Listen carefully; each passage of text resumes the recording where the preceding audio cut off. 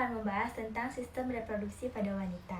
Pertama-tama, apa sih sistem reproduksi pada wanita itu? Jadi, sistem reproduksi pada wanita itu yaitu sistem biologis yang terdiri dari organ jaringan yang digunakan untuk berkembang biak pada wanita.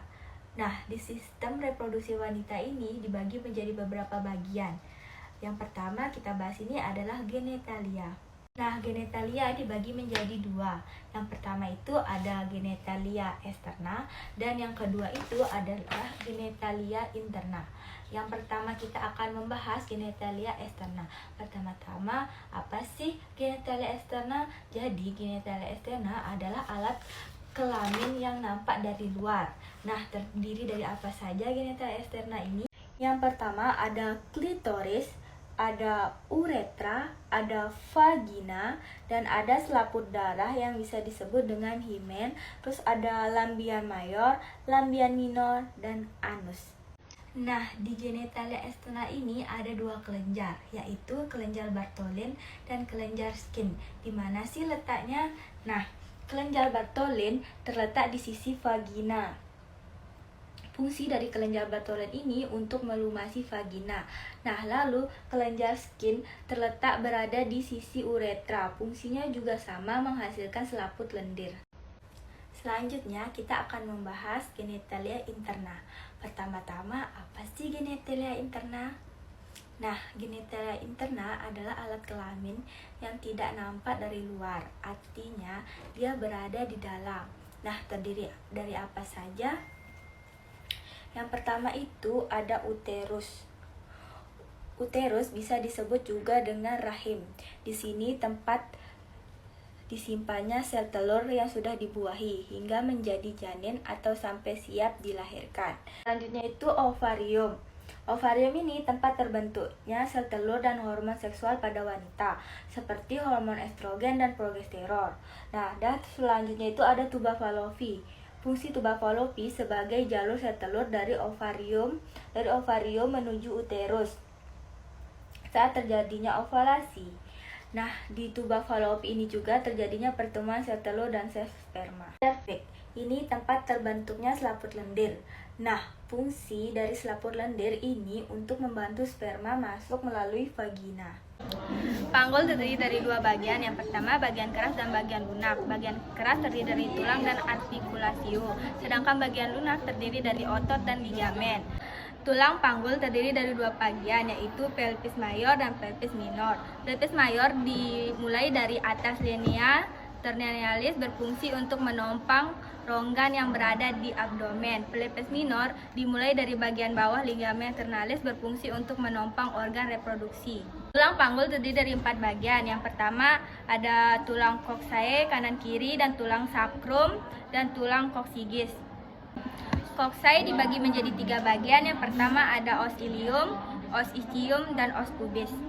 Os ilium dibagi menjadi beberapa bagian lagi. Yang pertama ada crista iliaca, terus ada spina iliaca anterior superior, ada spina iliaca anterior inferior, spina iliaca posterior superior, spina iliaca posterior inferior.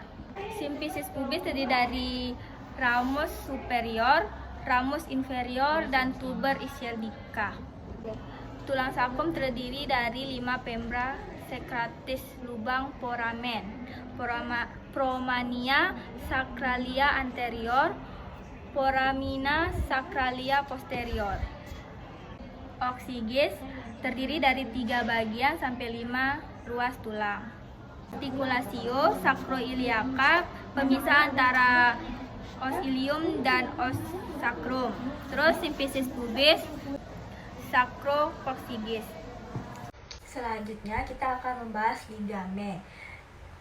Ligamen ilium lumbal, ligamen ilium femorale, ligamen pubicum sulcis, terus ligamen pubicum inferius, ligamen sacrospinae.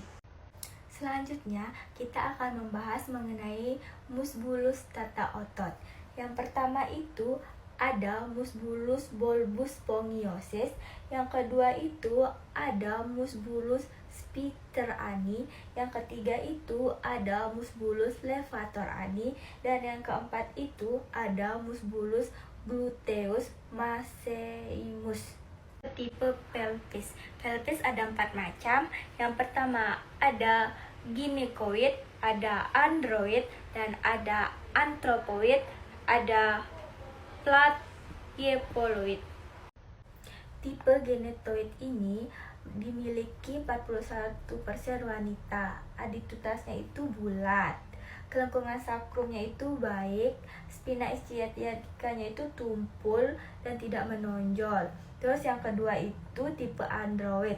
Tipe android ini 33% dimiliki pria. Bentuknya itu seperti jantung, kurvatura sakrumnya hampir lurus. Yang ketiga itu anthropoid. Biasanya dimiliki laki-laki. Jika di wanita dengan perawakan tinggi dan tungkai yang panjang. Pap oval, sempit, memanjang, ventrofosal. Terus yang keempat itu ada platypoloid yang jarang dimiliki oleh wanita dan pria. Gangguan perkembangan, rakitis, herediter, dan pap elips, sumbu panjang transversal. Selanjutnya itu ada pengukuran panggul luar. Yang pertama itu ada distantia spinarum, yaitu jarak antara spina iliaca anterior superior antara kiri dan kanan. Jarak normalnya itu 23 sampai 26 cm. Terus yang kedua itu ada distania cristarum, yaitu jarak yang terjauh antara crista iliaca kanan dan kiri. Nah, jarak normalnya itu 26 sampai dengan 29 cm. Terus yang ketiga itu ada conjugata externa, yaitu jarak antara pinggir atas simfisis dan ujung processus spinosus, ruas tulang lumbal kelima. Yang jarak normalnya itu 18 sampai 20 cm.